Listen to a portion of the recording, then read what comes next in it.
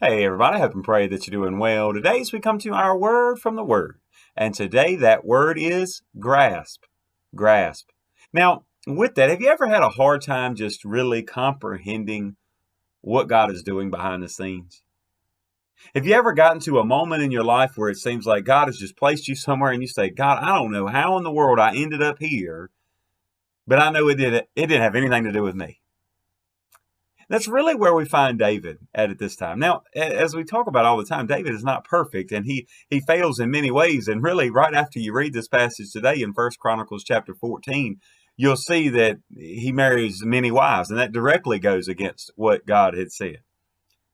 But here for a moment, I want us to notice something here in the first two verses of First Chronicles 14. It says, "Now Hiram, king of Tyre, sent messengers to David and cedar trees with um, with masons and carpenters to build him a house.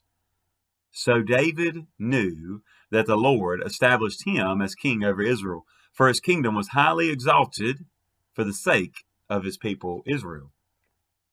Did you notice that? Did you catch that last line? It wasn't for the sake of David. And that's really why I wanted to stop here at that verse today, is because he realized it wasn't because of him. I think there are many times in David's life that where maybe he got a little prideful and a little bit ahead of himself, like we all do. I think there were also moments like this where he looked back and he said, you know what? This has nothing to do with me. I was just, I imagine he goes back as I would do. I mean, just to go back and reflect, I was just sitting there tending my sheep. And all of a sudden, a messenger came and said I needed to come home, that there was a man named Samuel there that had some news. He wanted to see me. And when he saw me, he anointed me the next king. I didn't have anything to do with it.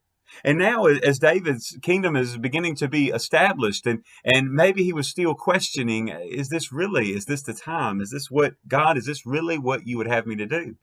Sure, questioning around the ark and the presence of God, as we've been talking about. And is this right? Is that right? But here, I think he comes to that realization, when there's others that are taking notice of what God is doing in his life. When others begin to see it, now all of a sudden, he says, you know what? I see now, Lord.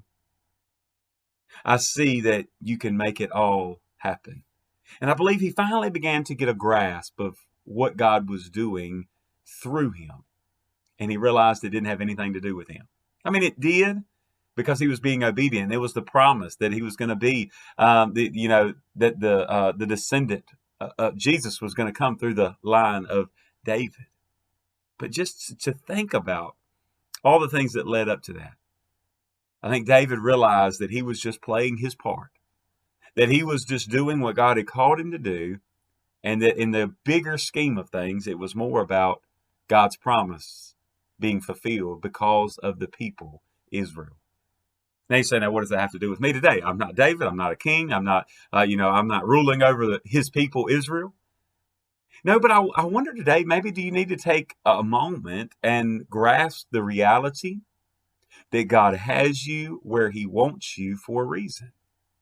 If you are living according to his will, if not being perfect, and not being, let's put it this way, not being sinless, but sinning less, that now God has you where he wants you, and you've prayed about it, and you understand, maybe you need to take a moment to grasp the fact that God has you and he wants to use you where you're planted.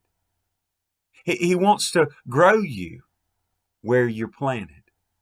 See, if you're always moving from here to there, and I don't mean physically moving, but spiritually, if you're moving from here to there and always uncertain, then you can't really plant your roots and grow. But if God has you where he wants you, right? Maybe there's some sin you need to get out of the way so you can confess that and get back in that right relationship with God, that today then you can drive those roots down deeper in God's word. You can really grasp a hold of God's word. You can then reach out as your branches are growing, and you can reach out and give shade to others. But not only that, we can give fruit to others.